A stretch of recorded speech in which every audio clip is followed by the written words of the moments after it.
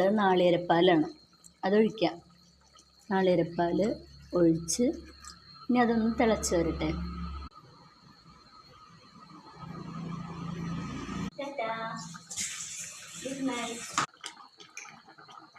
ഇനി നമുക്കിതിലേക്ക് കുറച്ച് പച്ച വെളിച്ചെണ്ണ ഒഴിച്ചേക്കാം. പിന്നെ കുറച്ച് വേപ്പില അതും കൂടി ഇട്ടാൽ കറി റെഡിയായി. ഇനിയിപ്പോൾ ഈ കറിയും ചാള പൊള്ളിച്ചത്, മത്തി പൊള്ളിച്ചതും കൂട്ടി ഞങ്ങൾ ചോറിനട്ടെ. Okay, good night.